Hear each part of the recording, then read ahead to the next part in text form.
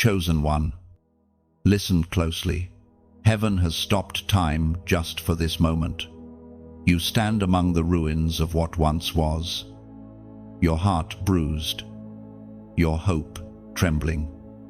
Yet a divine whisper moves through the silence. This is not your end. You are not forgotten. You are not forsaken. What tried to break you was only allowed to awaken you. There were nights you stared at the ceiling, wondering how something so sacred could hurt so deeply. You asked God, why would you let this happen? And heaven's answer was not rejection, but redirection. Every tear was counted. Every moment you hid your pain was seen by the one who wept first for you. The same God who allowed your breaking is the one now calling your heart to rise again. This moment, right here, is not coincidence. It's divine interruption. You are hearing these words because your story isn't over. It's entering its next chapter. Your pain has been holy ground, and your brokenness, though heavy, has become the place where heaven plans to build again. The world says healing means being whole before moving on. But God says, walk, and I will heal you as you go. That's why your journey still matters. Even with the scars, you were chosen to move forward while it still hurts, to prove that grace is stronger than grief. Every step you take is sacred defiance against the darkness that tried to keep you down. You may not feel strong right now, but strength is not always loud. Sometimes it's a whisper, a breath, a decision to rise even when you don't feel ready. You are still standing because divine hands are holding you up.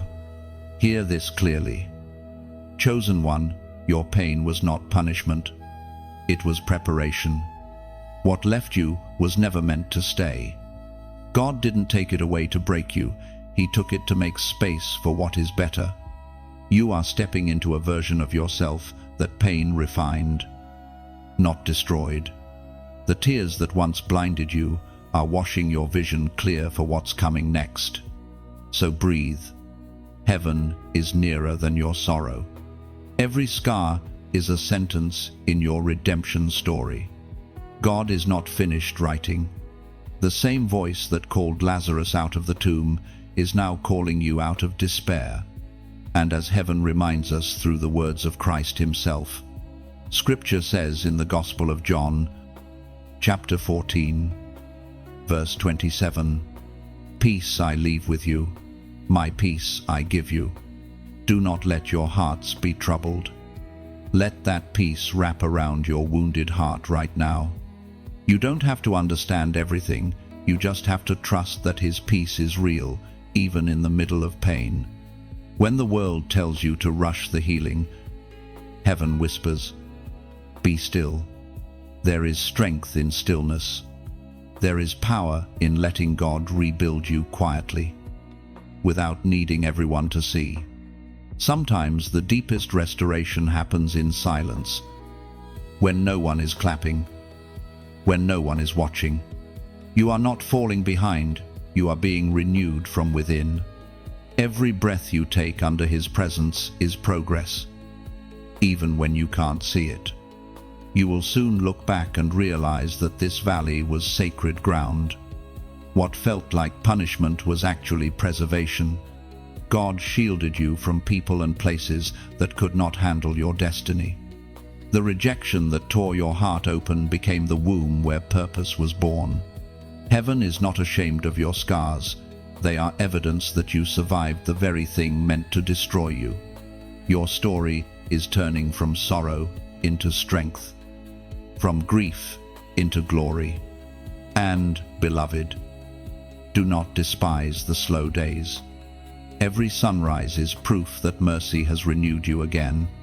Even when it feels like nothing is changing, heaven is rearranging everything for your good. You are walking through divine timing. The pace of God may be slower than your desire, but it is surer than your doubt. The waiting is not wasted, it is working wonders beneath the surface, aligning miracles you cannot yet see. So breathe again. Chosen one, lift your head. Even if your eyes still sting from tears, there is purpose for your pain and meaning in your movement. Heaven calls your name, not as one who failed, but as one who endured. This is your awakening. Step forward and keep walking. God heals while you move, and every step brings you closer to wholeness. If these words speak to your soul, don't keep silent. Like this message, share it with someone who needs it, and comment the number 111 below as a prophetic sign that you are choosing peace, choosing movement, and choosing to walk again with God. You are rising, chosen one, not perfectly, but faithfully. And that's all heaven ever asked of you. You have mistaken silence for abandonment, but heaven wants you to understand what you call delay. God calls design. You prayed, you waited, and when nothing seemed to move, your heart began to ache with doubt. You thought maybe God had changed his mind about you. But chosen one, divine timing is not denial. It is protection. Every door that stayed shut was keeping you from walking into what would have broken you further. Every unanswered prayer was a mercy wearing mystery. There is a reason your plans fell apart when you tried to force them. You were never meant to build your life on temporary promises. God saw what you couldn't. He knew that if he had given you what you begged for, it would have stolen your peace later. His no was never rejection, it was redirection. Sometimes the holiest thing God can do is interrupt your idea of how life should go. You must understand, chosen one, heaven works on a timeline that your heart cannot measure. The waiting season has been the most misunderstood chapter of your story. You thought you were losing time, but you were actually being aligned. You were learning how to depend, how to discern, how to hear his voice when the world goes quiet. Divine delay is not a pause in purpose, it is the hidden preparation of destiny. Do you remember how many times you prayed, "Lord, make me ready"? The answer came, just not in the form you expected. Readiness was never about appearance, it was about endurance. God doesn't measure readiness by perfection, but by obedience. And through every heartbreak, every detour, every silent night, he was shaping your spirit to carry the weight of his next move. When heaven delays, it doesn't mean God has gone missing, it means the promise is maturing. Seeds don't bloom instantly, they must be buried first. And so must you. There were seasons where God buried you deep in obscurity, not to hide you, but to protect the roots of your faith from being scorched by premature exposure. You have been growing underground, unseen but not forgotten. There is a reason the enemy attacked you hardest during the quiet seasons. He knows that silence is where strength is forged. He knows that waiting builds warriors. You are not the same person who began this journey. The tears you cried have turned into oil.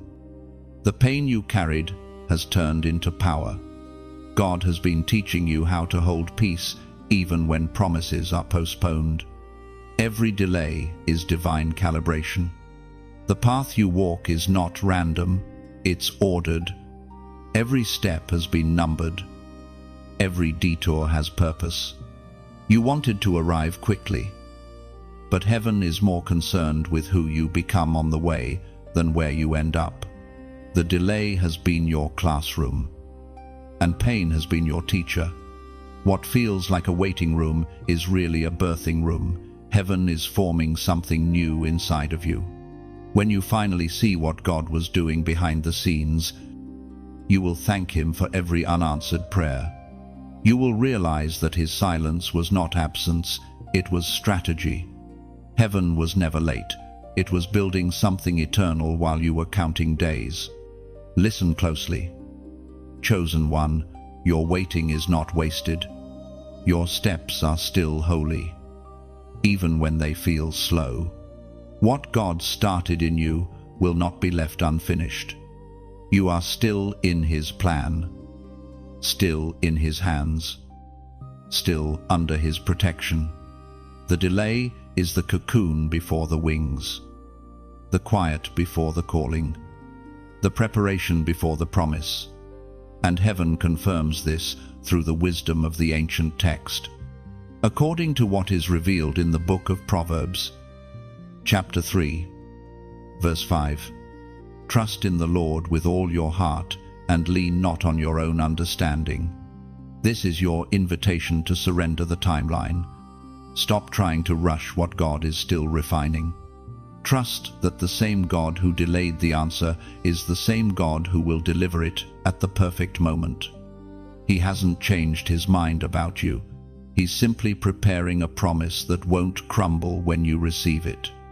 The waiting has been long, but heaven has not forgotten your name. Even now, angels are arranging what your eyes cannot yet see. The pieces are coming together in divine sequence. What you lost will not return in the same form. It will come back refined, purified, and perfect for the season you are about to enter. When the moment arrives, you will understand why the delay was necessary. You will see how every closed door protected your purpose. You will thank God for not giving you what you once thought you needed. The delay taught you endurance. The silence taught you faith. And both have made you unstoppable for the destiny ahead. Hold still in faith. The delay is divine. The silence is sacred. The waiting is working. Chosen one, love has broken you in ways words can barely describe. You gave your heart with purity. You believed in promises that faded. And now you walk with the invisible weight of what was lost. But listen carefully, your heartbreak was not proof that God abandoned you. It was proof that he was preparing you.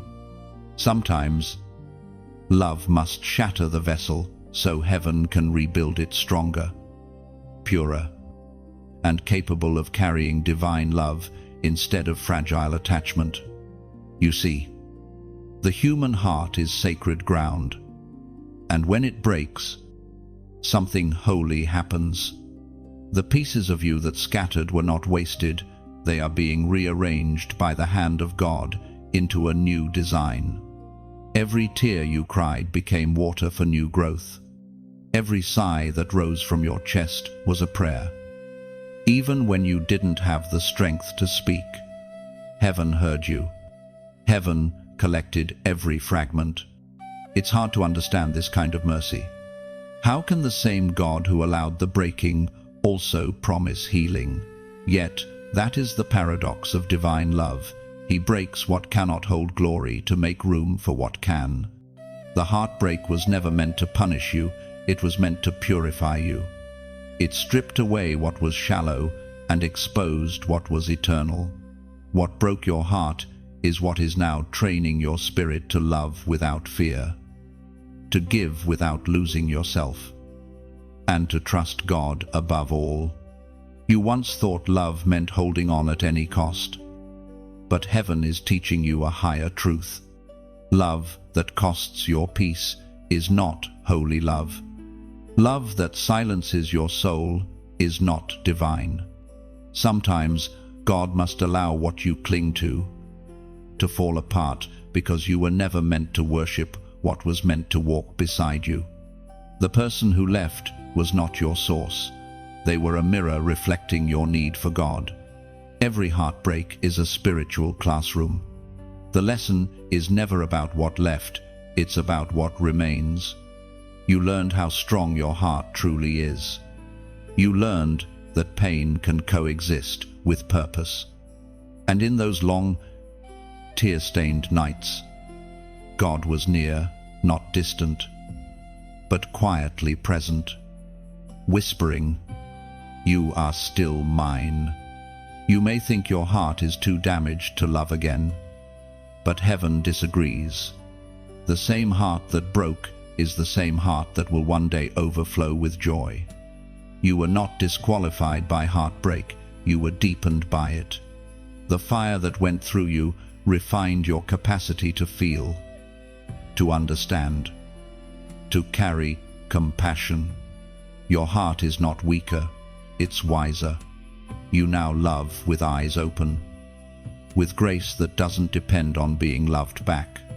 Remember this, God never wastes pain.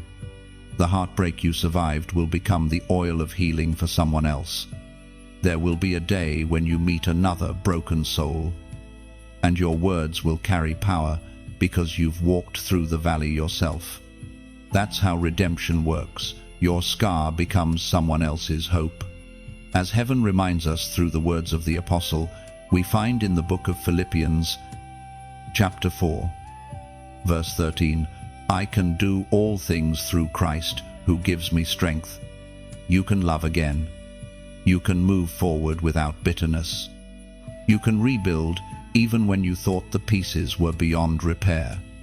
The power that raised Christ from the dead is the same power breathing inside your broken heart right now. Every beat of your chest is proof of divine resilience. So when memories resurface and pain knocks again, remember, you are not the same person who first broke. You are becoming who you were always meant to be, a vessel of grace, not grief. You are no longer defined by what ended, but by what survived within you. The end of one story was simply the beginning of your becoming. Your healing will not be loud, it will be steady. It will happen while you're living, working, praying, breathing. One day, you'll wake up and realize that the ache has softened, that joy has quietly returned, that peace has built a home inside your heart again. That's when you'll know God was healing you the entire time. And now, as a prophetic act of release, I want you to comment, "I choose peace," not just as words, but as a declaration that you will no longer let heartbreak define your tomorrow. Write it as a sign that you're choosing restoration over resentment, purpose over pain, and surrender over sorrow. Let this moment mark the turning of your heart. The past may have bruised you, but it did not break your destiny. You are still chosen, still loved, still called. What was shattered will shine again, and this time, it will shine with heaven's reflection. You keep walking, though every step feels heavier than the last.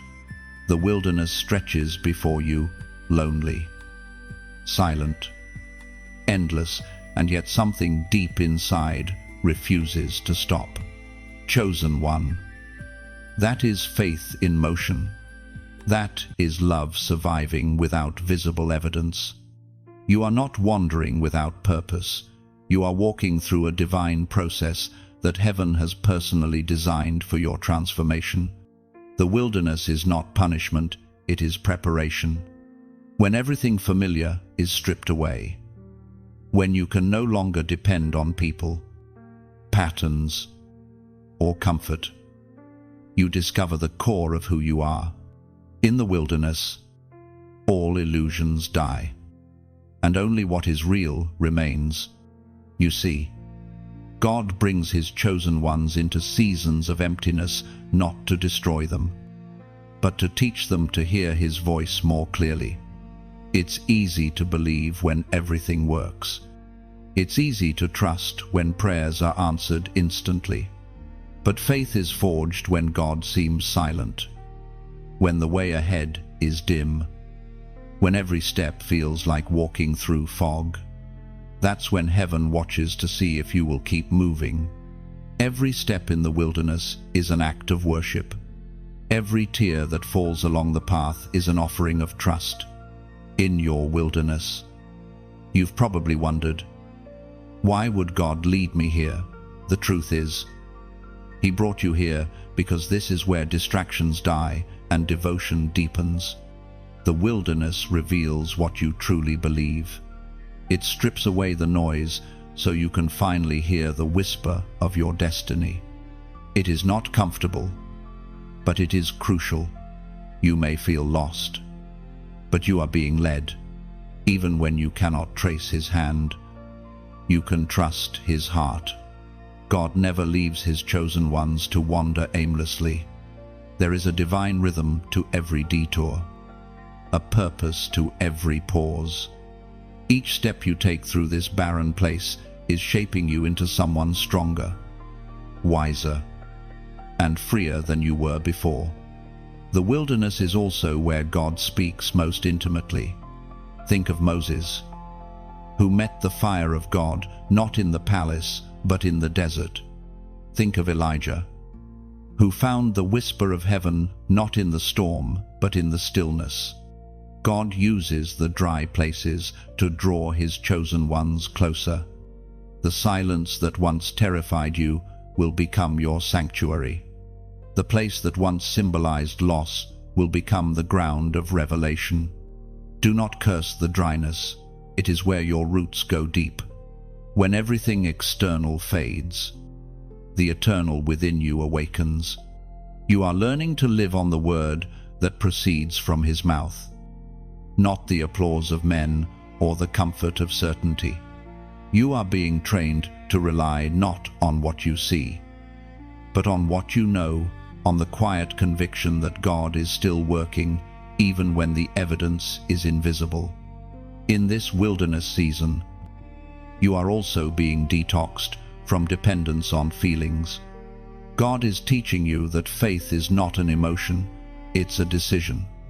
You may not feel Him every day, but He is present in every breath you take.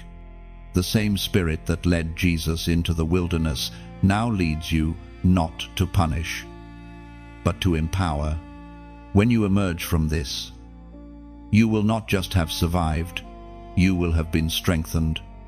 There will be moments of exhaustion, when you will want to stop and turn back to what was comfortable. But, chosen one, the wilderness is not endless, it has an exit designed by heaven. The only way out is through. Keep walking. Even when you stumble, even when you cry, even when you feel nothing, keep walking.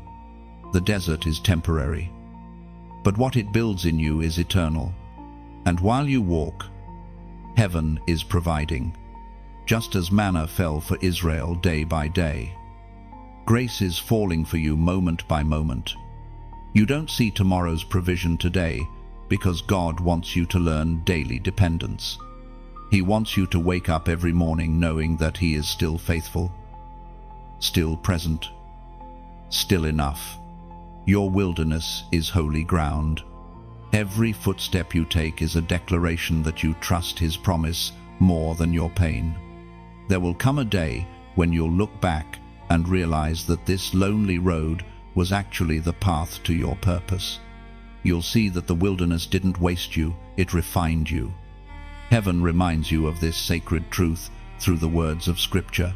The Word of God declares in the book of Psalms, chapter 23, verse 4, "Even though I walk through the valley of the shadow of death, I will fear no evil, for you are with me, your rod and your staff. They comfort me. You are not walking alone. The one who called you has never left your side. His presence surrounds you, even when your eyes cannot perceive it. The valley you walk through is not the end, it is the corridor to glory. So let the wilderness do its work. Let it strip, shape, and sanctify you. You are walking through your refining fire. And though it burns, it will not consume you. When you emerge, your faith will no longer be fragile, it will be fierce. You will no longer need signs to believe. You will carry belief as your sign. Keep walking. Chosen one. Heaven is guiding your steps. Even through the shadows. The wilderness is not where you die, it's where you discover who you are.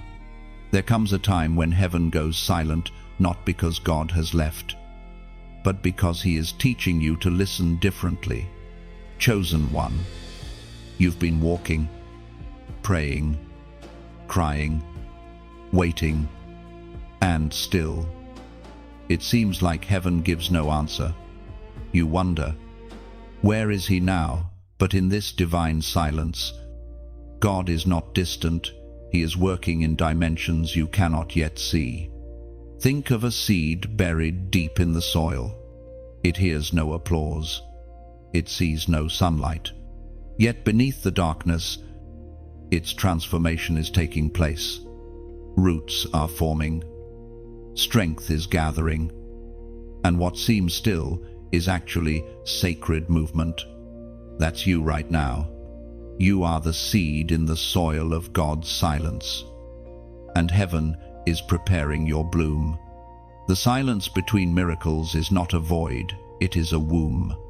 Something is being born in you. It's uncomfortable. Yes. It feels like the world has moved on while you remain in waiting.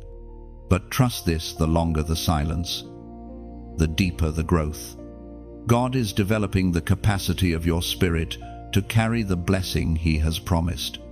You cannot hear the orchestra tuning behind the curtain, but when it begins, it will sound divine. Do not mistake His quiet for absence. A teacher does not speak during the test, and your Father is watching how you respond when the answers seem delayed. He is measuring your trust, not your talent, your endurance, not your eloquence. Heaven knows that faith is not proven in the sunlight, but in the shadows where no one claps. When you feel forgotten, picture a painter stepping back from the canvas.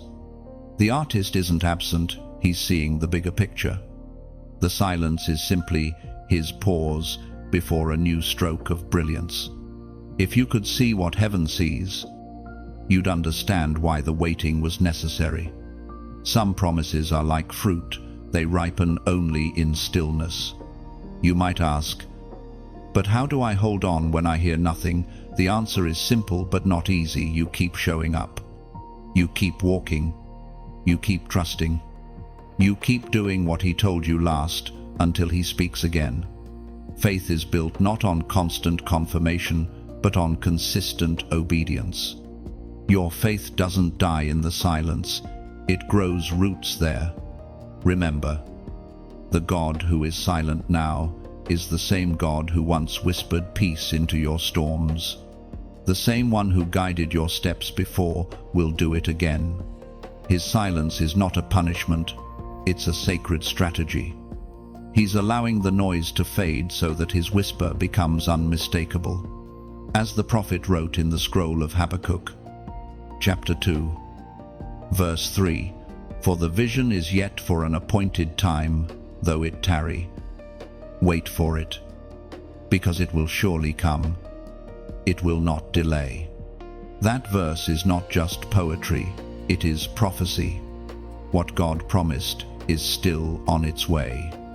Every delay, every quiet night, every unanswered prayer is wrapped in divine timing. You are not behind, you are being aligned. When you feel weary, remember, this silence is not the end of sound, it's the pause that makes the next note beautiful. God is composing something eternal in your life. Trust the composer even when you can't hear the music. And as you walk through this quiet stretch of your journey, I want to speak from the heart. These messages, these words, are not just recordings, they are the voice of a community. A family of faith learning to walk together through the silence and the storm. If these words have ever spoken to your heart, if you've ever felt seen, encouraged, or strengthened here. Then consider helping the light reach farther. When you like, share, or subscribe, you're not just engaging, you're building an altar of hope that others can find in their darkest hour. Every share is like planting another torch in the night. And if you feel led, your donation, no matter how small, is a seed of faith that allows this message to continue touching lives, producing more light where despair used to live. You're not just giving, you're sowing into healing, into truth, into divine restoration for someone you may never meet. Think of it this way: a single candle can light another without losing its flame. Each act of support is that candle, passing warmth to someone still walking in the cold. So, if you feel moved, let your love become a flame. Share, subscribe, and give as you are led. It isn't obligation, it's worship through generosity. Heaven takes note of every small act of kindness. God multiplies what is given in faith. Your click, your share, your offering, they are not lost in the digital sea, they are sown into eternity. The silence between miracles is where partnership with heaven begins. One day, when you look back, you'll see how every quiet season was filled with divine activity. You'll understand that heaven's silence was not a denial, it was the soft hum of creation preparing to reveal glory. The space between prayers and answers was the sacred ground where your faith took root. Chosen one. Pain is not random, it is prophetic. Every ache in your soul carries revelation. The moments that broke you are not wasted. They are coded with messages from heaven. The sorrow you tried to silence is the very language God used to guide you. You are not being punished, you are being positioned. There are times when your heart aches so deeply that words fail. The kind of pain that makes you question everything: your purpose, your faith, even your worth. You may wonder, why would a loving God allow this? But what if your pain is not evidence of His absence, but proof of His involvement? What if this ache is a divine signal, alerting you that change is near? Prophetic pain does not come to destroy, it comes to direct. Every wound is a map pointing you toward the next season. God often speaks through discomfort. When peace disappears from a place, a relationship, or a habit, it's heaven's way of saying, you've grown beyond this. What once fit you no longer does. Your spirit is stretching into new territory, and that stretching hurts. The pain you feel is holy, it's labor pain, not punishment. Something in you is trying to be born. That's why it feels heavy. That's why you can't rest in the same spaces anymore. The old season cannot hold the new you. You are being shifted, refined, and reborn into alignment with your true calling. It was never meant to be easy. The greater the call, the deeper the cutting. God prunes not to harm, but to make room for fruit. Every tear has watered the ground of your purpose. Every moment of anguish has carved depth into your spirit, preparing it to hold more light, more wisdom, more compassion. You might be thinking, if pain has purpose, why does it linger so long? Because revelation takes time to mature. If God ended your suffering too soon, you'd lose the message hidden within it.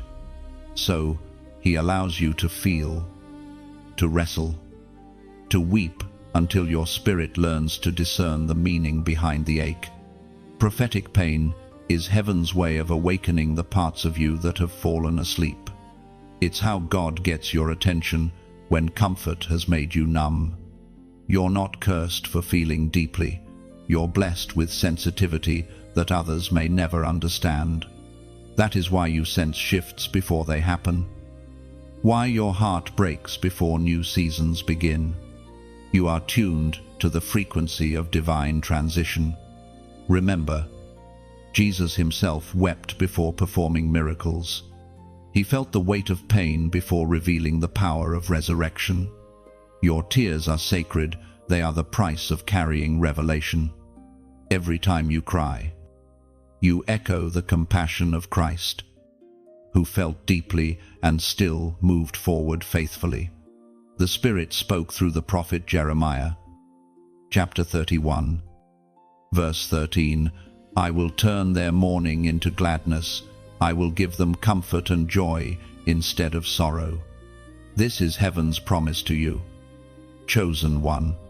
What you feel right now will not last forever. The heaviness is temporary, but the healing will be eternal. You will not only recover, you will rejoice. God is transforming your sorrow into wisdom, your confusion into clarity, your tears into testimony. When you sense pain, rise again. Don't run from it, listen to it. Ask heaven, what are you showing me through this? You'll find that beneath the ache lies direction. Pain points to what needs to be released, what needs to be embraced, and what must be resurrected within you. There is a divine purpose in your sensitivity. You are not weak because you feel deeply. You are powerful because you can carry heaven's burdens without breaking. Every wave that tried to drown you has only trained you to walk on water. Every night you thought you'd never survive became the dawn of new revelation. So lift your eyes, even through tears. You are standing in the middle of holy transformation. The discomfort you feel is the evidence of growth. Heaven is writing new instructions into your heart, one heartbeat at a time. Soon, you will look back and realize that every moment of pain carried a hidden prophecy, that what hurt you most became the thing that launched you into destiny. And if this word has found you exactly where you are, if your spirit feels the truth trembling inside your chest, then act on it. Comment the number 333 below as a sign of divine alignment. 3 is the number of resurrection, of restoration, of wholeness returning. Let it be your prophetic declaration that though you have been broken, you are rising in perfect order. The pain was never wasted. It was heaven's language calling you higher. Every ache was instruction. Every tear was translation. And every moment of breaking was a message saying, you are ready. You are not being destroyed. You are being delivered into destiny. Walk with your head high, even if your heart still trembles. You are walking in prophecy. The pain that once silenced you is now the voice that will lead you into purpose. There comes a time when God asks you to release what you thought would last forever. It could be a person, a plan, a dream, or even an identity you once cherished.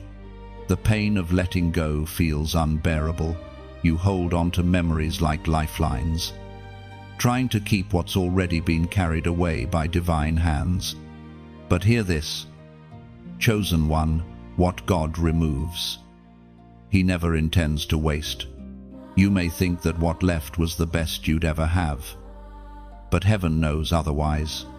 What departed was not meant to destroy you, but to make space for what could not coexist with your destiny. God removes what you've outgrown, even when your heart hasn't caught up yet. He ends certain stories not to hurt you, but to keep you from reading the wrong chapter for too long. Divine removal is one of the hardest lessons for a heart that loves deeply. We equate presence with safety and absence with loss. But in the language of heaven, absence can be deliverance. The very thing you begged God to keep may have been the thing He needed to take so you could breathe again. You don't see the full picture yet. But one day you will thank him for the doors he closed, for the relationships he ended, for the dreams he redirected. God's mercy sometimes disguises itself as separation. When he removes something from your grasp, it is not to punish, it is to preserve. He saw the weight it placed upon you, the way it drained your light and silenced your joy. Heaven will never let you remain bound to what keeps you small. So, he allows detachment to become deliverance. Think of Abraham standing on the mountain, knife trembling in his hand, ready to give up Isaac, the promise itself. That moment of surrender was not about loss but revelation. God wanted Abraham to see that obedience brings provision, even when it feels like sacrifice. When you release what you love most, you learn that God was the source all along. What he takes, he replaces with something eternal and chosen one. You must understand, not everything or everyone is meant to travel with you. Some people are chapters, not constants. Some seasons are lessons, not lifetimes. The same way a tree sheds its leaves to survive the winter, you must let go to grow. The leaves never fall in vain, they make room for new life. The ache of release will always tempt you to turn back, but forward is where the healing begins. You cannot step into resurrection while clutching what has already been buried. The past has done its work. It shaped you, taught you, tested you. Now it's time to let it rest. Your heart will heal when your hands finally open. Letting go doesn't mean you no longer care. It means you are choosing to trust. It means you have decided that obedience is safer than attachment. You may not understand now, but heaven never takes without intending to fill. What left your life did not leave your destiny. Every divine subtraction prepares you for holy multiplication. You will notice, as days pass, that the heaviness begins to lift. Peace will enter slowly, like dawn through a window. The memories will soften, the grief will lose its grip, and in their place, gratitude will bloom, not for the pain itself, but for what it revealed. You will see that release was never the end. It was the beginning of a greater wholeness. Remember, release is not rejection, it's realignment. God is not stripping you bare to leave you empty. He is clearing the ground for new foundations. Sometimes, to reach the promised land, he must first untie you from Egypt. You can't take old attachments into new assignments. You must walk light, free, unbound. When you stop chasing what's gone, you begin to see what's coming. And what's coming will not repeat the pain you've known, it will redeem it. Heaven never writes tragedy without writing resurrection after it. And let this be sealed with divine assurance, as was spoken in the sacred texts of old. In the book of Deuteronomy, chapter 31, verse 6, "Be strong and courageous. Do not be afraid or terrified because of them. For the Lord your God goes with you. He will never leave you nor forsake you. He never left you. Even in the breaking, he was beside you. Even in the absence, he was present. You were never abandoned, you were being realigned. What God removed, he did so with tears in his own eyes, because he saw what you could not. He took what was good to make room for what is divine. So, breathe again. Chosen one. The release was not your ruin, it was your rescue. One day soon, you will understand that what left your hands was never lost. It simply returned to his. You are not falling apart. Chosen one, you are being rebuilt. What feels like breaking is actually construction. The hands of heaven are still on you, reshaping what was fractured by pain, disappointment, and time. You see rubble, but God sees foundation. You see ashes, but heaven sees the framework of something glorious rising. You've looked at your life and thought, everything's in pieces. How can I ever return to who I was? But that's the beauty. You are not meant to return. You are not being restored to your old form. You are being redesigned for your next one. The storm did not come to destroy you. It came to expose the cracks that needed healing. Sometimes, God allows what you built to collapse so He can rebuild it with stronger materials, faith instead of fear, patience instead of panic, conviction instead of convenience. The breaking revealed what could no longer carry your calling. Every piece that fell was meant to fall. You can't construct the eternal using temporary scaffolding. When God rebuilds, He doesn't start from where you broke. He starts from where He planned. The old version of you, the one that needed validation, the one that doubted, the one that feared rejection, is gone. What is rising now is unshakable, refined, resilient. You are becoming someone who no longer fears loss because you've learned that nothing surrendered to God is ever truly gone. Rebuilding is messy. It's loud. It's slow. There are days you'll wonder if progress is even happening. But even when you can't see the structure forming, the foundation is being fortified. God rebuilds from the inside out. While you're waiting for external proof, heaven is strengthening your inner walls, your character, your discernment, your courage. Think of a potter working with clay. When the vessel cracks, he doesn't discard it. He wets it again, presses it, reshapes it, and adds more pressure where it must hold greater weight. That pressure you feel right now is purpose pressing you into form. You're not being destroyed, you're being defined. The rebuilding process also requires surrender. You must release your blueprint to the architect. He knows what to restore and what to remove. Sometimes, you cling to what was familiar, old patterns, old comforts, even old pain because you fear starting again. But God cannot rebuild on top of what He intends to replace. What He's building now will last beyond the storms that once broke you. You are being rebuilt in ways you do not yet understand.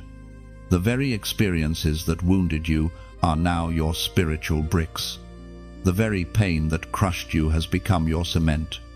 God wastes nothing, not a single tear, not a single failure. Everything is repurposed for strength. And though it hurts, remember, this healing does not mean forgetting what happened. It means finding purpose in it. The cracks are still visible, but they are no longer bleeding.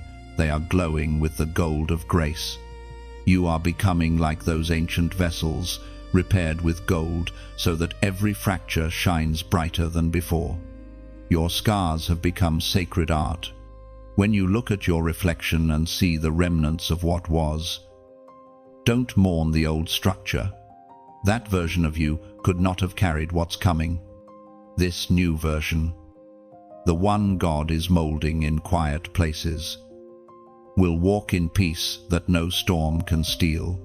You will be able to stand where others fall, to speak life into ruins, to love again with wisdom born of pain.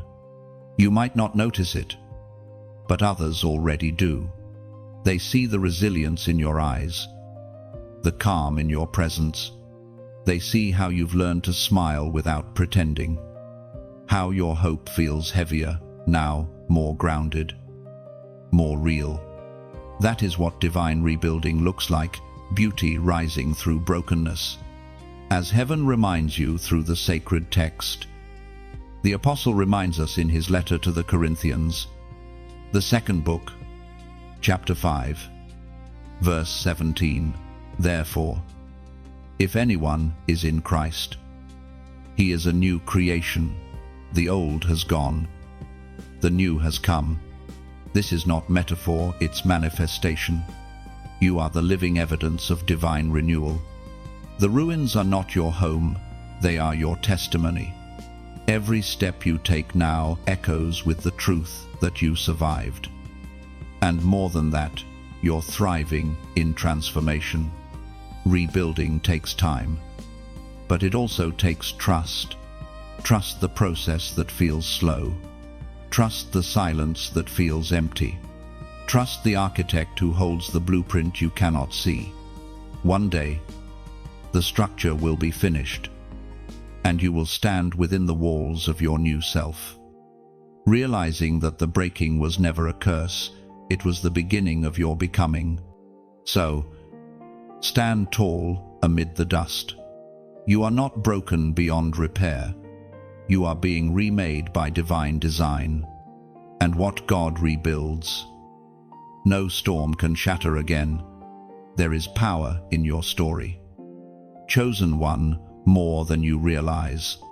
Every tear that has ever fallen from your eyes, every word you couldn't say, every silent night you thought was wasted, it all carries a sacred testimony. What once broke you is now becoming your weapon. The very thing that almost ended you will one day empower others to keep going. You see, heaven never wastes suffering. God doesn't allow pain without purpose. What you went through was not meant to leave you bitter, but to make you a bridge. Others will cross the river of their pain on the testimony you carry. Your voice, your scars, your survival, all of it is evidence that grace is stronger than grief. There was a time when you couldn't speak about what happened. The wound was too raw, the memories too sharp. You thought healing meant forgetting. But true healing comes when your pain becomes someone else's hope. You will tell your story, and it will no longer taste of tears, but of triumph. You will speak of what broke you, not with shame, but with glory, because you'll see how God's hand was on you the whole time. You survived what others didn't. That means you were chosen to carry revelation. Your pain has given you empathy, compassion, and discernment that can't be taught. When you speak, heaven will move through your words because you have lived what you preach. People won't just hear you, they will feel God through you. But before testimony comes, there is testing. Every test you faced was heaven's classroom, teaching you endurance. Every heartbreak trained your heart to hold hope again. Every loss expanded your capacity for love. You are not a victim of your past, you are the evidence of divine mercy. God is now turning your story into strategy. What once made you feel unworthy will soon make you unstoppable. You will walk into rooms carrying wisdom forged in the fire. You will comfort the broken with authority because you have walked that road yourself. Your voice will heal others not by preaching perfection but by revealing redemption. And heaven has confirmed this truth since ancient times, as was spoken through the writings of David in the Psalms. Chapter 126, verse 5. Those who sow with tears will reap with songs of joy. That is your prophecy. Your tears have been seeds, and the harvest is coming. The very moments that made you weep are birthing miracles in silence. You didn't cry for nothing. Heaven was collecting every drop, watering the ground of your future. When people look at you, they might still see remnants of the storm, but they won't see defeat, they'll see resurrection. You are proof that broken things still bloom. You are a living testimony that faith can survive fire. Your life itself is becoming a sermon, preached not by words but by the way you stand, smile, and continue to move forward. But remember, testimony carries responsibility. It requires humility to remember where you came from, to stay soft even after survival. You must hold your story like a flame bright enough to light others, gentle enough not to burn. Speak with grace, not bitterness. Testify from healing, not hatred. That's how heaven uses your voice to set others free.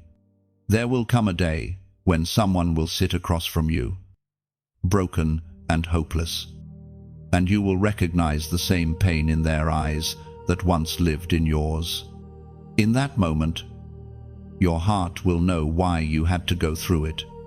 You will see that your survival was never just for you, it was for them too. That is how God multiplies healing. He heals one so that many may be restored. Your story is a torch passed from heaven to earth, and through it, others will find their way home. You were chosen to turn pain into purpose, to carry light where others saw only loss.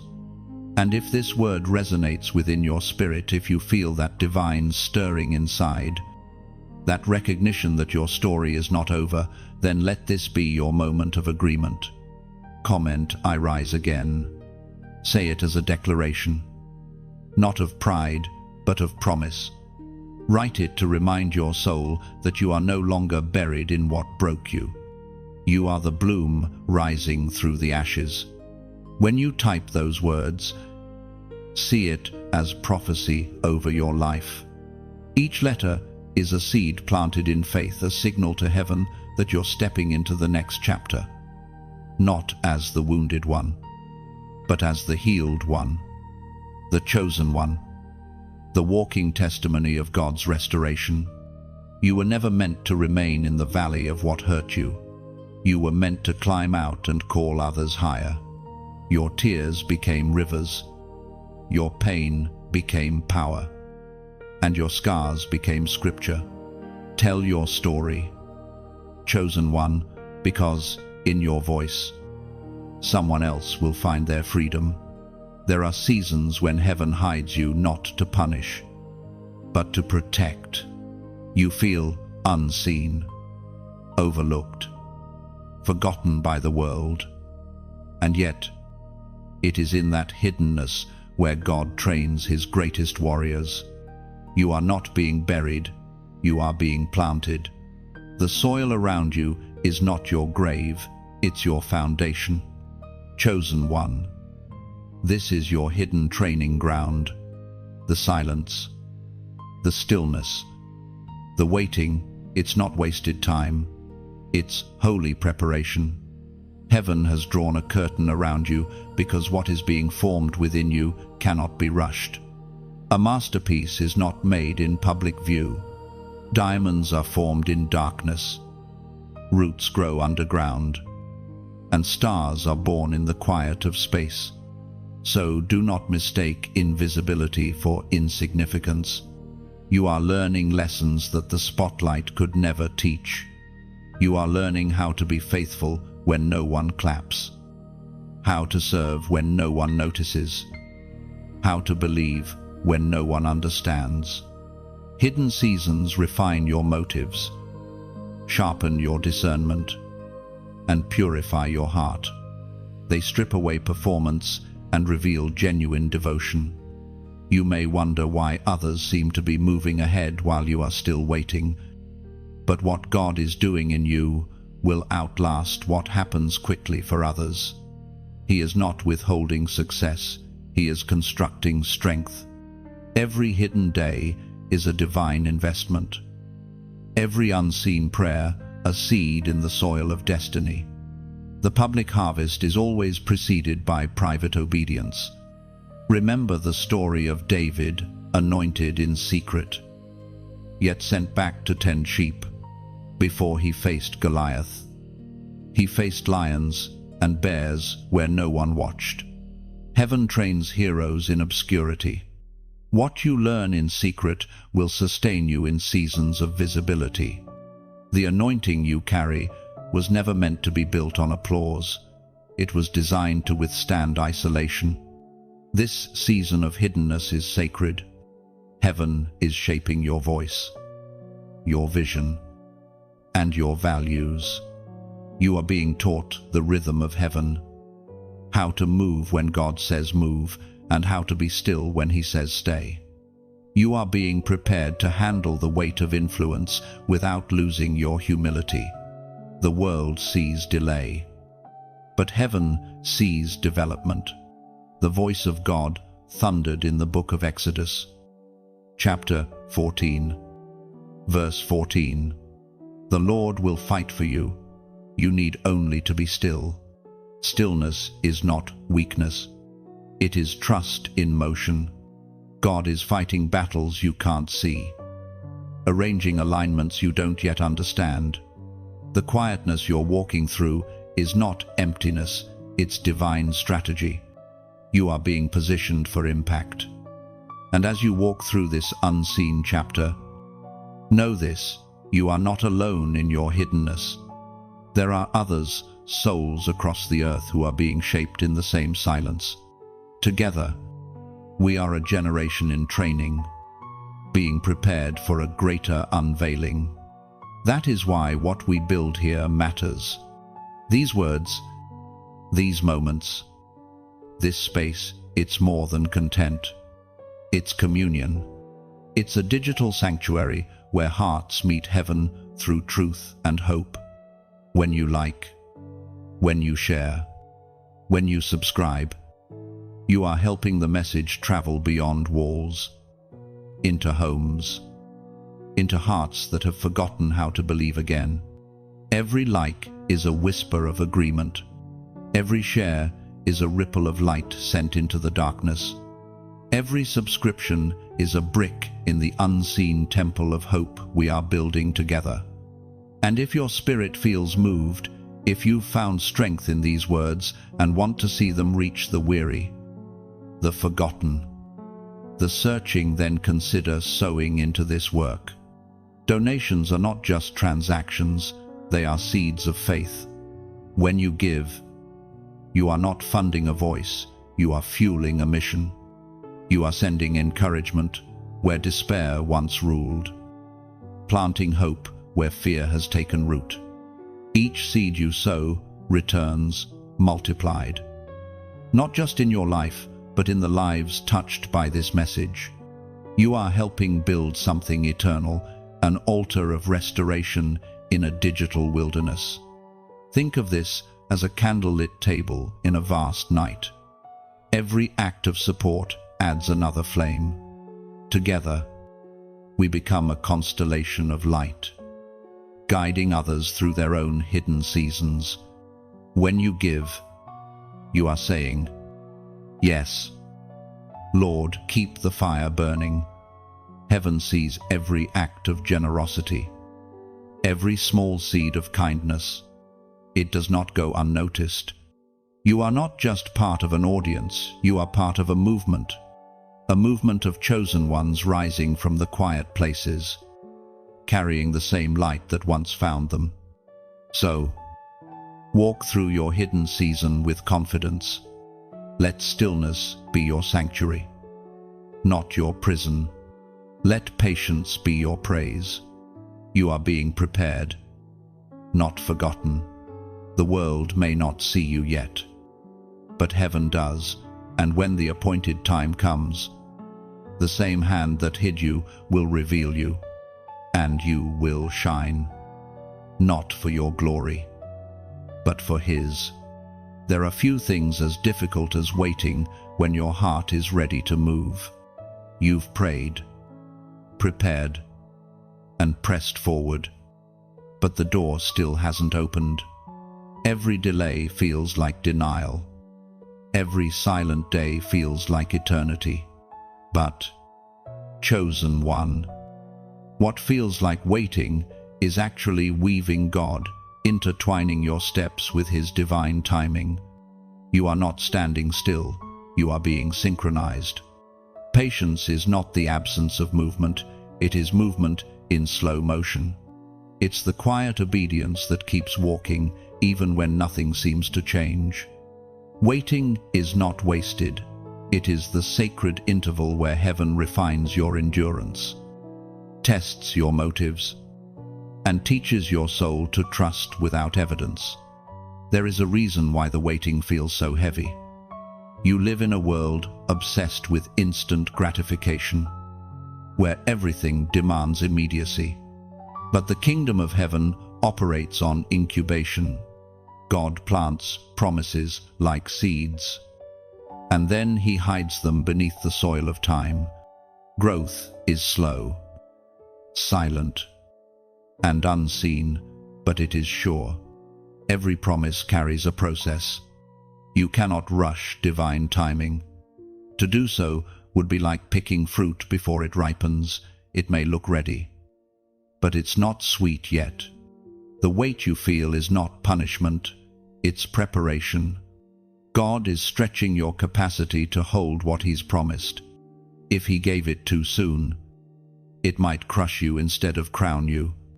So he waits, not because he enjoys watching you struggle, but because he loves you too deeply to let you receive something unprepared.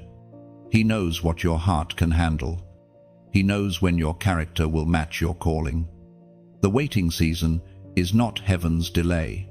It's heaven's discipline, a refining fire that burns away impatience and self-dependence until only faith remains. You've been asking, when, Lord? But the question heaven is asking you is, will you trust me even now? Because trust in the waiting is the truest form of worship. It's easy to praise when promises are fulfilled, but to stand still, to keep believing when the clock ticks louder than your faith, that is sacred devotion. Even creation understands this rhythm. The caterpillar doesn't fight the cocoon, it yields to transformation. The seed doesn't resist the soil, it surrenders to stillness. The stars themselves move through vast darkness before their light reaches our eyes. Everything in creation waits. So why do you think your waiting is punishment? It is participation in a divine pattern. And yet, God does not leave you empty-handed while you wait. He gives you whispers, confirmations, small signs of life that remind you he's still there. Every sunrise is his way of saying, I have not forgotten. Every breath you take is proof that your story is still being written. You are waiting not for something random, but for something refined. The waiting also humbles you. It softens the edges of pride and sharpens your sense of gratitude. You begin to realize that what you are waiting for is not just a blessing, it's a responsibility. Waiting teaches you stewardship. It teaches you how to treasure what you prayed for once it arrives. Quick blessings fade quickly, cultivated ones endure. Heaven speaks of this through its eternal wisdom, the ancient words recorded in the Book of Lamentations, chapter 3, verse 25. The Lord is good to those who wait for him, to the soul who seeks him. This verse isn't just comfort, it's a promise. Waiting is not a void where nothing happens, it's a place where everything is quietly aligning. The threads of your life are being woven into something magnificent. And though you can't see the pattern yet, one day you'll understand why it took this long. Patience doesn't mean doing nothing. It means staying faithful in the small things, continuing to pray, to serve, to prepare your heart. You may not know the timing, but your readiness will meet the moment when it comes. The waiting season is when you sharpen your sword, mend your armor, and deepen your roots. There will come a day when you'll step into what you once waited for, and every delay will suddenly make sense. You will thank God for the time he took, for the seasons he prolonged, for the prayers he didn't answer right away. You'll realize that his not yet was a greater mercy than an early yes. So, breathe deeply. Let the waiting become your worship. You are not forgotten, you are being prepared for perfect timing. The hands that hold your promise also hold your patience. When the hour strikes, you will not miss it. And when it comes, you will know every second of waiting was a thread in the tapestry of your destiny. Chosen one. There is a sacred truth heaven wants you to grasp. Healing doesn't wait for arrival, it happens in motion. You have been taught that you must be whole before you move forward. But the kingdom teaches otherwise. God heals while you walk. The path itself becomes the medicine. And every step forward, even a trembling one, is an act of divine faith. You have been waiting for the pain to end before taking the next step. You've told yourself, when I feel better, I'll begin again. But God is whispering, begin, and you will feel better. The healing is in the obedience. The power is in the movement. The broken-hearted are not called to sit in ashes forever. They are called to rise and walk toward the promise, even if the promise still feels far away. Think of the lepers who cried out to Jesus for mercy. He did not touch them right away. He said, "Go, show yourselves to the priests." And as they walked, they were healed. Not before, not after. While they walked. That is the divine pattern. Heaven's restoration meets you in motion, not in hesitation.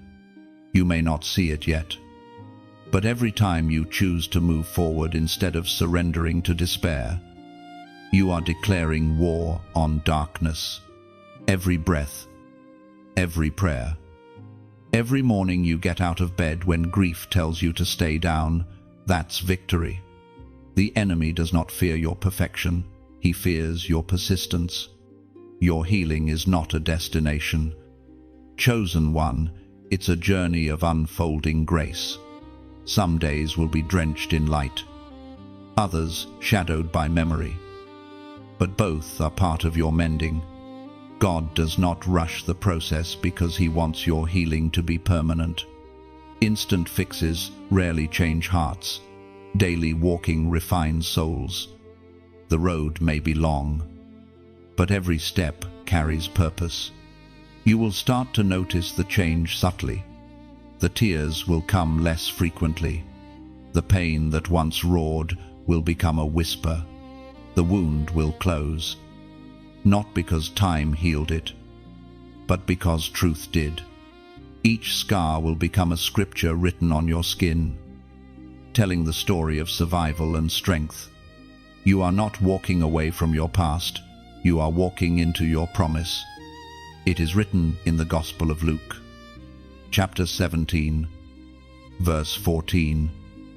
And as they went, they were cleansed. Those words echo through eternity because they reveal a mystery most people miss. God's power often arrives disguised as progress. You might not feel transformed in the moment, but movement itself is faith. Heaven blesses motion because motion declares belief. So, keep walking even if your feet tremble. Keep trusting even if your faith shakes. Healing is not loud, it's quiet. Consistent, faithful movement. You are learning to live again not by forgetting, but by forgiving, not by replacing, but by rebuilding. Every step you take breaks the lie that you are stuck. Every mile walked while hurting rewrites your narrative from victim to vessel. The wounds that once defined you are now becoming your ministry. You are living proof that healing isn't reserved for those who have it all together. It's reserved for those who refuse to give up. And though you may not realize it, your walk is inspiring heaven itself. Angels move with you. surrounding you like gentle winds guiding your every step. You are walking beneath unseen applause. Beneath divine orchestration, the heavens are singing over you, not because you are perfect, but because you are persevering. When the road feels too long, remember this: God never called you to sprint. He called you to endure. Healing happens in the small moments, the unseen prayers, the quiet forgiveness. You are being restored slowly, deliberately, completely. The speed doesn't matter, the direction does. Keep facing forward. Keep breathing. Keep walking. One day, you will look back and realize that you no longer remember when the pain stopped. It will have melted into peace so gently that you didn't notice the moment it changed. That is how God heals, subtly, steadily, completely. If this word resonates in your soul, if you feel the Spirit stirring within, confirming that healing has already begun, then act in faith. Comment the number 555. This is not superstition, it's symbolism. 5 represents grace, and repeated, it becomes overflowing grace. Grace for your steps, grace for your healing, grace for your new beginning. When you type 555, you are saying, I choose to walk. You are declaring that your journey continues, that your healing is in motion, that your faith will not freeze. Let it be a prophetic echo that moves through heaven itself, announcing that the chosen are still walking, still believing, still being healed. You are not behind, not broken beyond repair. You are mid-miracle. The pain you feel today will become the testimony you speak tomorrow. Every step forward, no matter how small, carries the fingerprints of divine grace. So rise again, chosen one. The road still stretches ahead, but this time you walk not as the wounded, but as the one being woven back together by the hands of God. There are moments when you wonder if the pain you endured somehow disqualified you, if your mistakes or heartbreaks have stripped away your calling. You look at the pieces of your life and think, surely my crown has fallen. Surely I have lost what heaven once promised me. But listen carefully. Chosen one, your crown is still reserved. Nothing you've gone through, no betrayal, no failure, no detour, has changed God's mind about you. Your anointing is not fragile. It does not fade because you stumbled. The same oil that was poured over you before the storm is still flowing now. You are not defined by what tried to destroy you. You are defined by what survived within you. Heaven's mark on your life is permanent. God's calling is without repentance. And His plans are not cancelled by your pain, they are refined through it. You have carried more than most. The path you've walked has not been easy, it's been lined with fire and tears. But even the flames that threaten to consume you have only served to reveal what is indestructible inside you. Every loss stripped away false strength so that divine strength could take its place. Every wound made space for wisdom. Every disappointment deepened your dependence on God. You were not demoted, you were being developed. It is a holy paradox. The breaking prepared you for the crown. The crown was never for comfort, it was for capacity. To wear it, you had to first learn to bow. To rein in humility, you had to walk through humiliation. God does not give crowns to the untested. He gives them to those who can bear the weight of glory without losing their reverence. Think of David once more, anointed as a shepherd boy, but crowned only after years of exile, betrayal, and war. The oil marked him long before the throne did. Between the anointing and the appointment stood a long, painful process. Yet not once did God revoke his promise. That same principle holds true for you. You were chosen, and heaven hasn't changed its mind. The pain you endured was the polishing of your crown. Every battle you fought was shaping your authority. The rejection you faced was making room for your recognition. You may not see it yet, but heaven does not waste the wilderness. It uses it to prepare kings and queens for divine rulership. Some of you have looked at others and thought, they've moved ahead while I've been forgotten. But you haven't been forgotten, you've been preserved. God has kept your crown in safekeeping until your character can hold it. What you see as delay is actually mercy. You are being strengthened to carry blessings that once would have broken you. The crown you carry is invisible for now, but it's real. It's the authority in your words when you speak truth after walking through fire. It's the light in your eyes that still shines after heartbreak. It's the peace that radiates from you even when chaos surrounds you. Crowns don't always glimmer, they often grow quietly, formed in the dark, molded by perseverance, burnished by faith.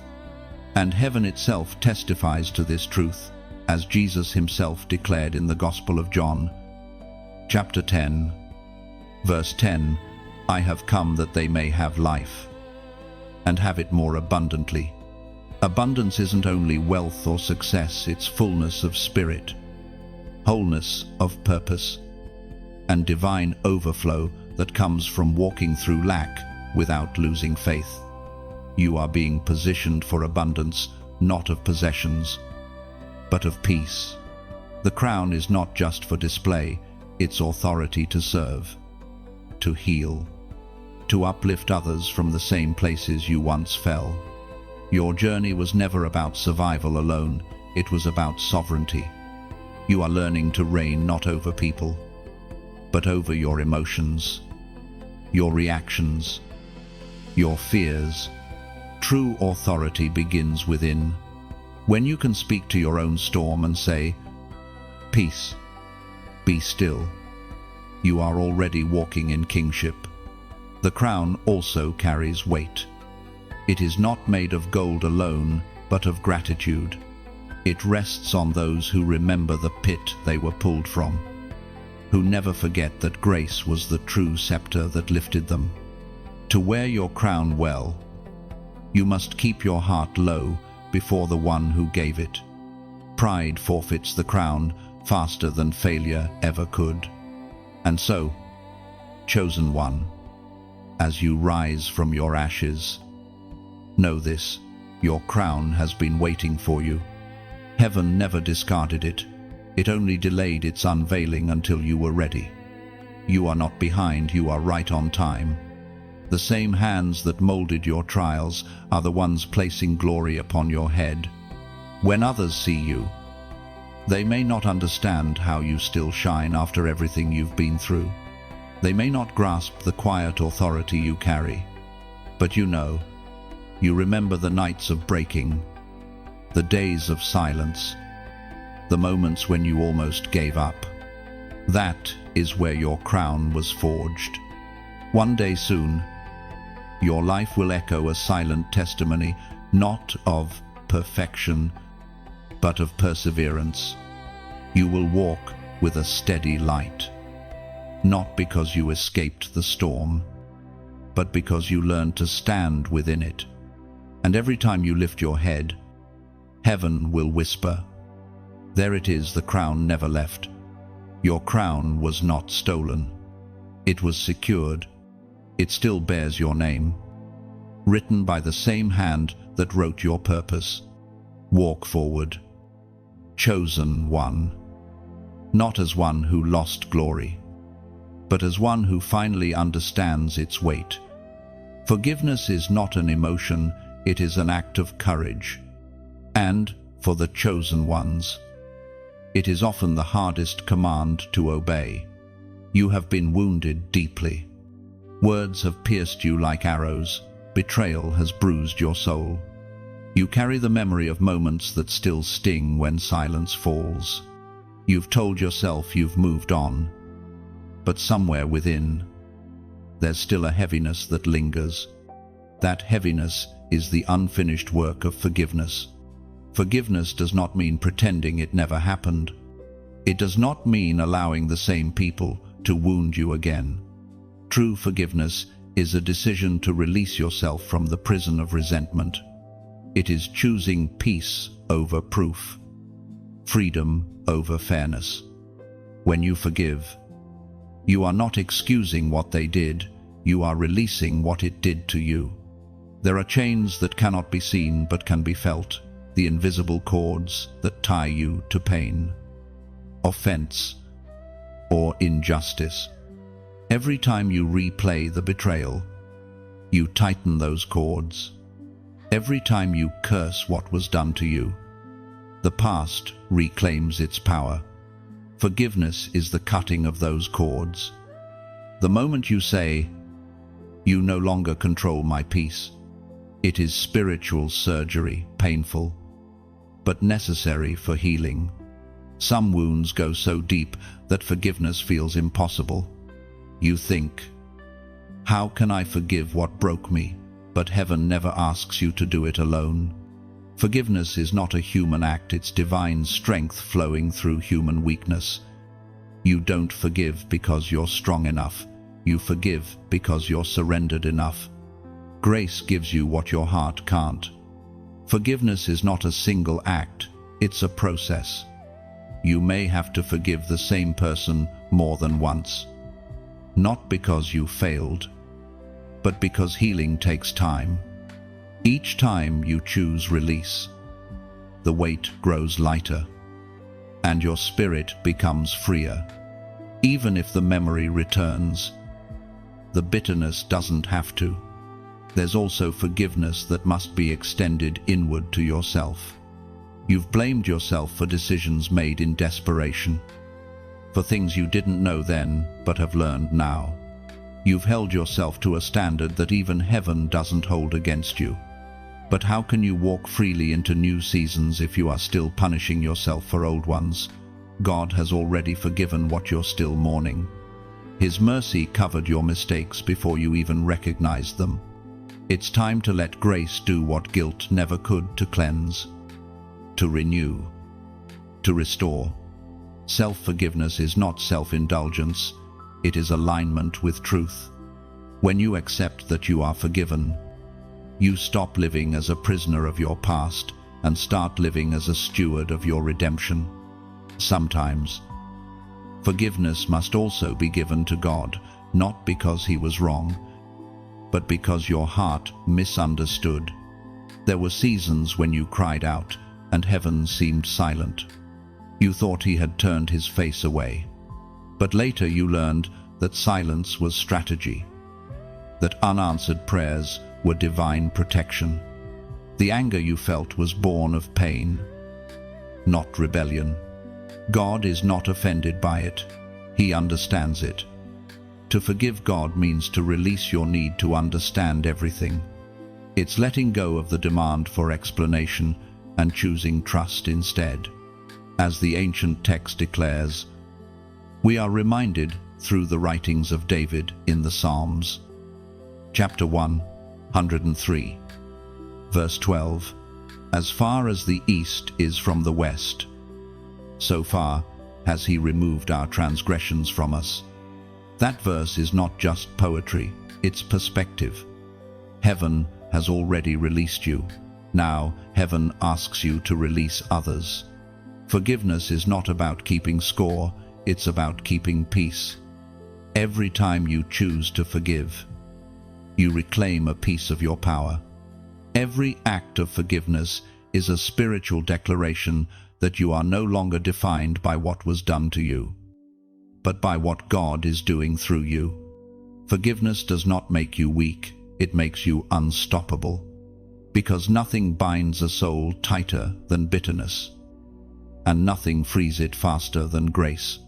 When you forgive, Your spirit becomes light again, your discernment sharp again, your joy alive again.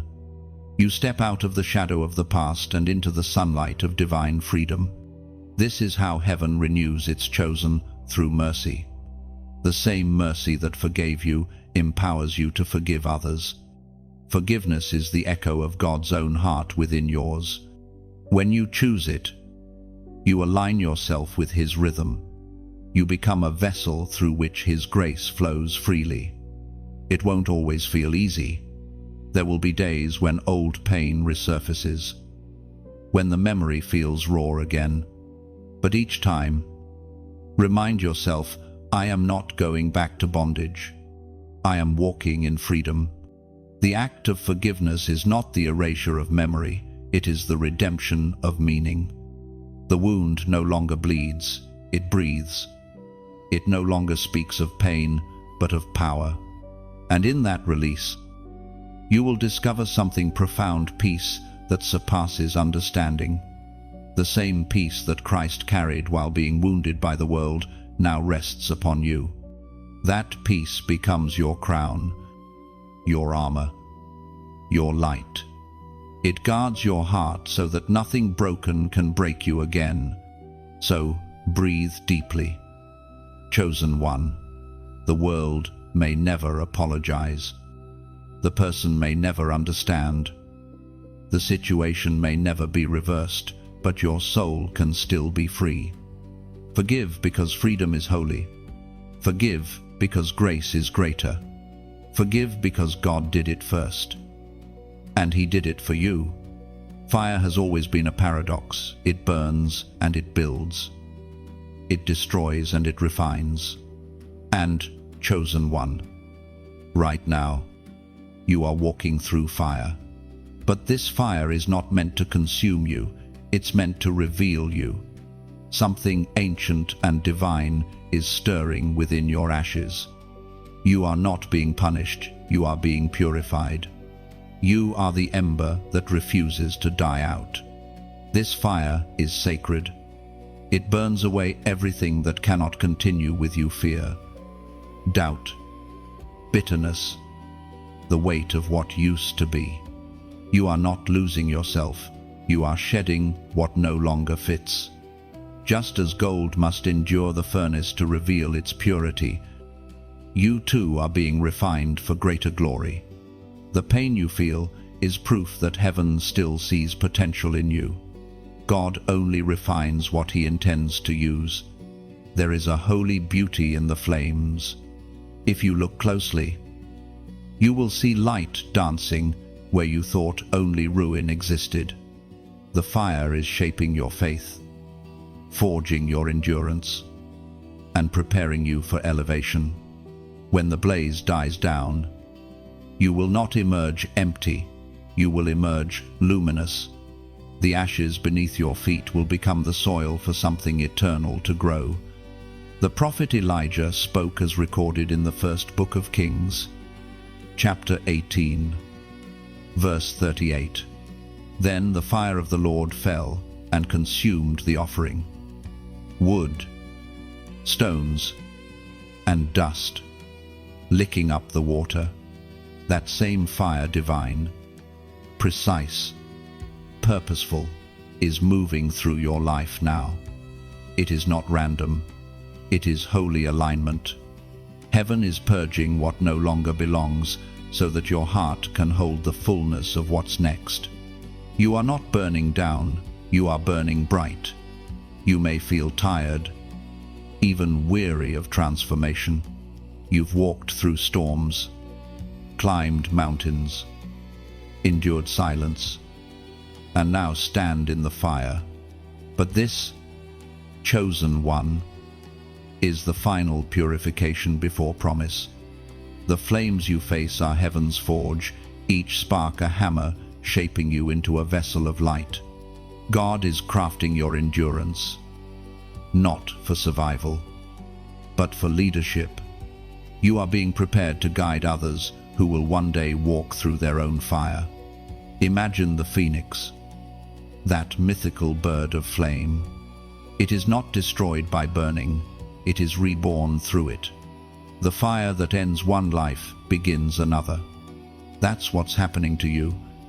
The version of yourself that once carried sorrow is being transformed into one who carries sacred power. You are not who you were yesterday, and that is grace. And in this process, as you walk through fire and begin to rise, know that you are not walking alone. You are part of something greater, a living network of light. Hearts across the earth, awakening to the same truth that we are all being refined together. That the fire meant to destroy us is the same fire that unites us. That is why this space, this gathering, this community of words and faith exists. It's more than content, it's communion. When you like, you're not just pressing a button, you're echoing amen. When you share, you're carrying a spark into someone else's darkness. When you subscribe, you're saying, keep the fire burning. And if your heart feels stirred, if you sense heaven moving as you listen, consider donating not as an obligation, but as an act of worship. Every seed sown helps this message travel farther, reaching the lonely, the broken, the ones standing in their own flames, unsure if they can survive.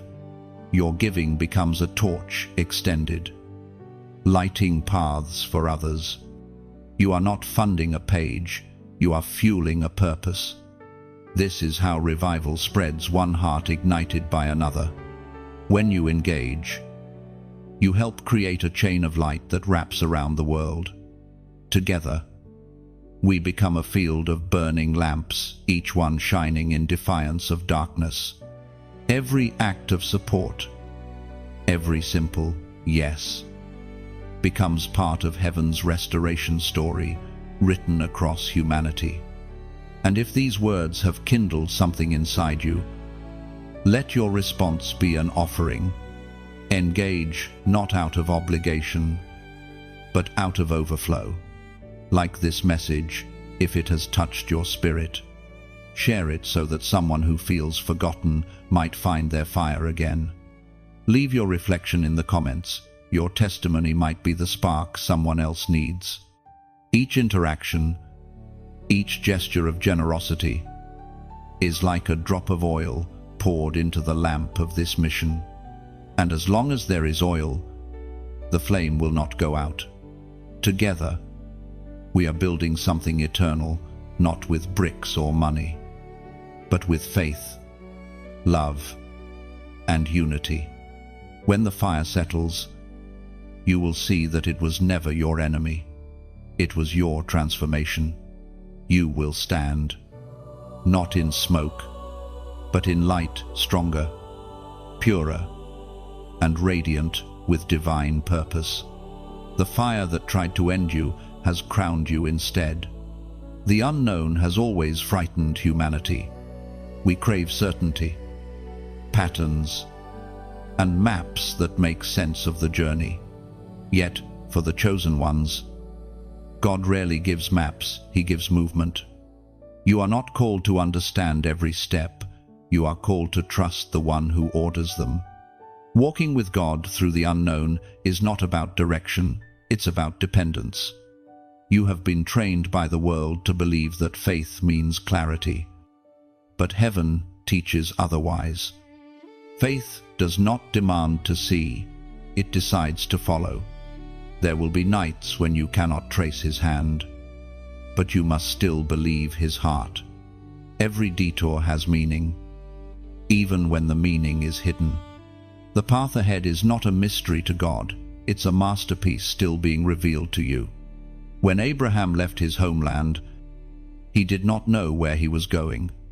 He only knew who was calling.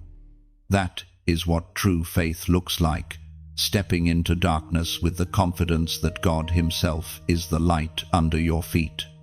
The unknown is not a void, it is sacred territory where miracles are born. When you walk into uncertainty with obedience, heaven begins to move resources. hearts, and circumstances in ways you cannot yet perceive.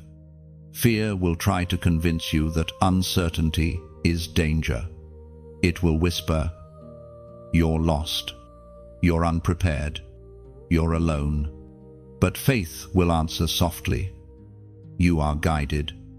Fear focuses on what's missing. Faith focuses on who's present. The unknown isn't punishment, it's invitation. God hides the details because he wants to draw you closer, to make sure you walk by his voice and not your vision. Each step you take into uncertainty is an act of worship. It says, "Even here, I trust you." That's what heaven honors, not perfect understanding, but perfect surrender. The road of faith is not straight. It twists through shadowed valleys and climbs unseen hills. Yet every turn has purpose. Sometimes God leads you in circles, not to confuse you, but to complete you.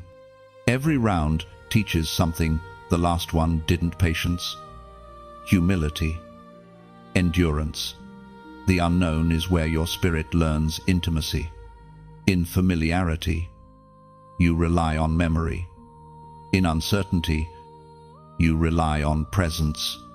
The more unpredictable the path, the more personal your walk with God becomes.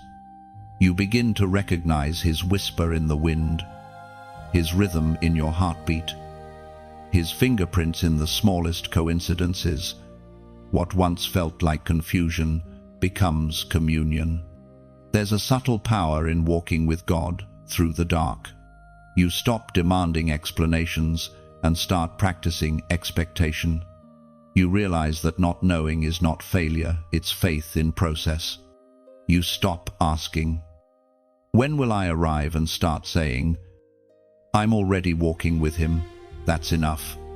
It's in these uncertain seasons that heaven trains your spiritual eyesight.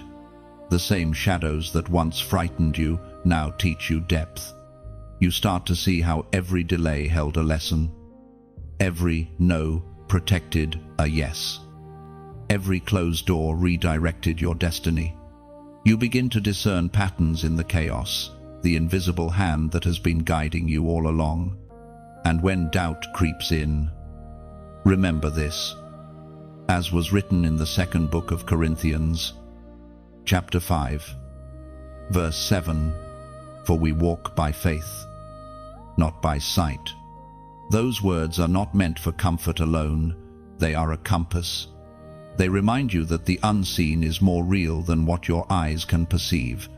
You are walking through a dimension of destiny designed specifically for your development. God is not leading you astray. He is leading you deeper. At times, he will seem silent, but silence does not mean stillness. Heaven often works most when earth feels quietest.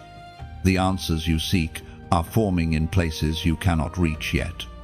You are learning to breathe in rhythm with eternity, to trust that what you need will meet you along the way. This journey through the unknown will reveal more of God than any certainty ever could.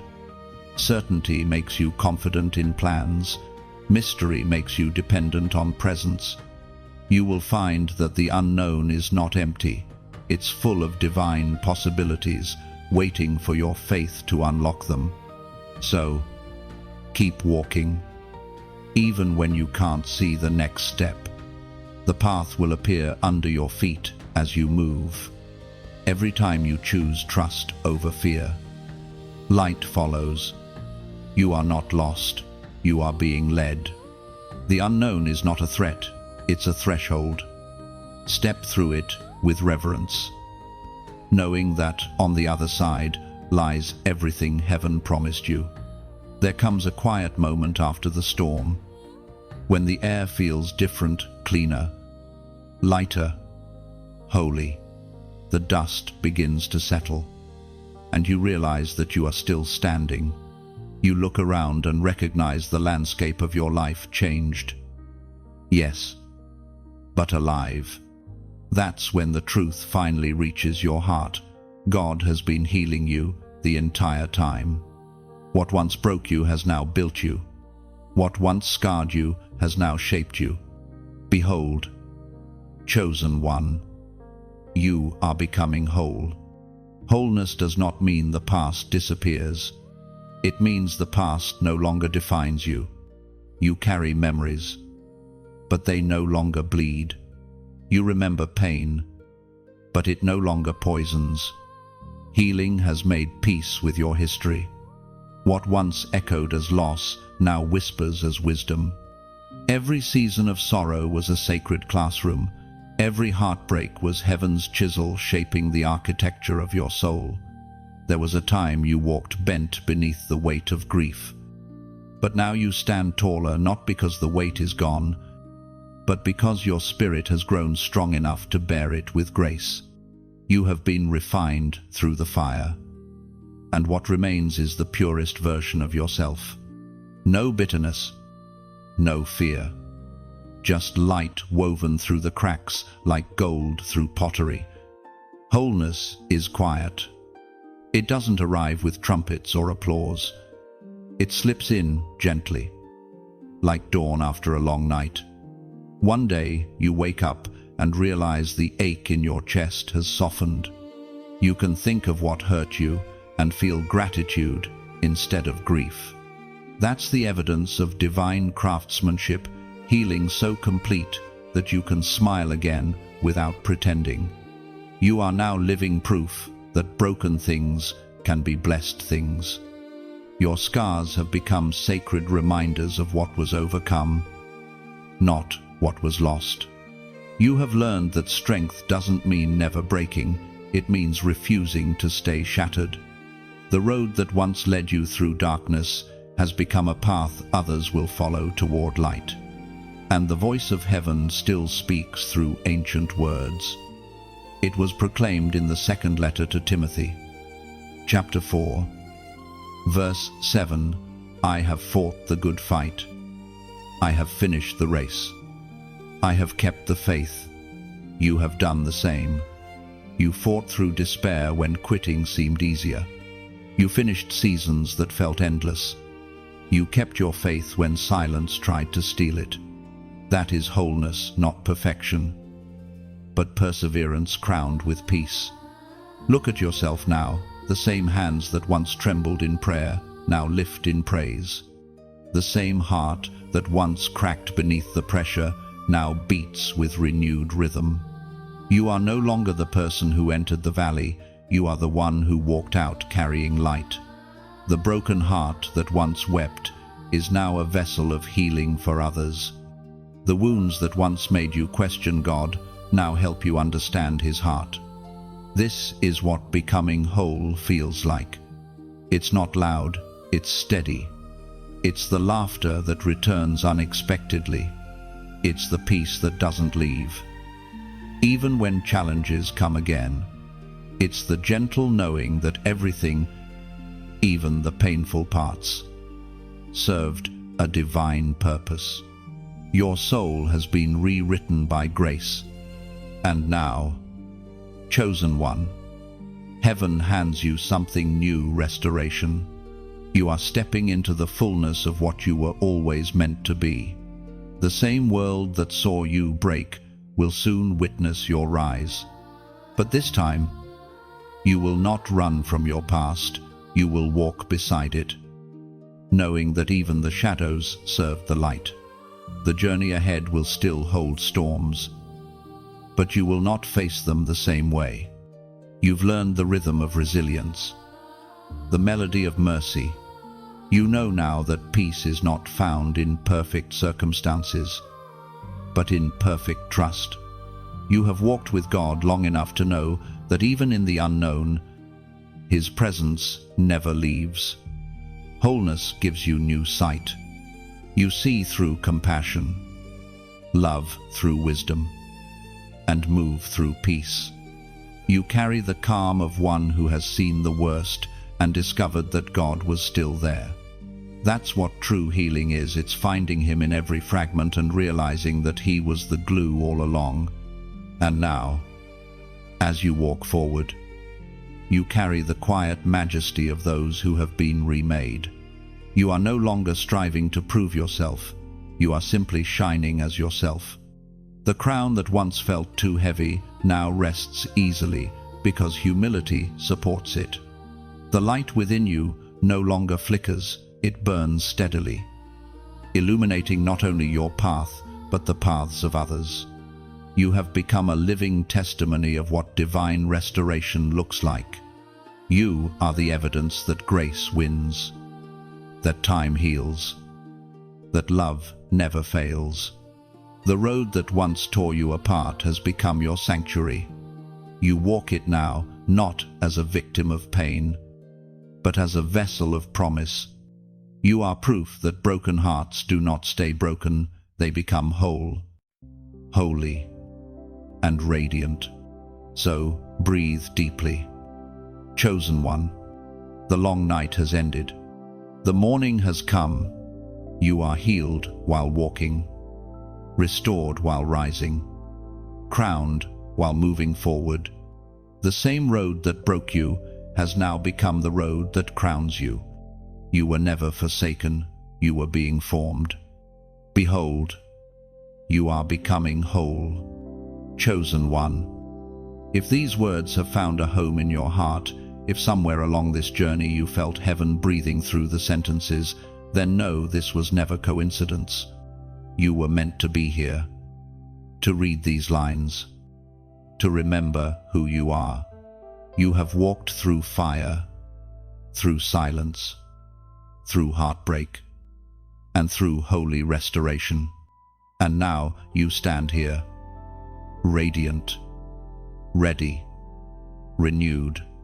You carry the light of a survivor, the grace of a believer, and the authority of one who has been refined by divine hands. This isn't just the end of a message, it's the beginning of your movement. Your steps now echo with purpose. The world needs the sound of that faith. So, if this message spoke to you, let the world know that light still rises from ashes. Like this message, not for vanity, but as an act of gratitude for the grace that found you. Share it so another soul standing in the dark might see their way home. Comment below what spoke to you most. Your words might be the balm someone else needs today.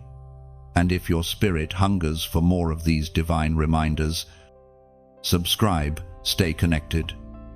Not to a channel, but to a current of truth flowing straight from heaven's heart. Each story, each word, each prayer is another drop of oil to keep your lamp burning. Together, we build an altar of light in a world that desperately needs it. Together, we remind others that healing is possible, that purpose still breathes, that God still moves. So, to rise, chosen one, keep walking, keep shining, keep believing. Your story is not over, it's just beginning to sound like victory.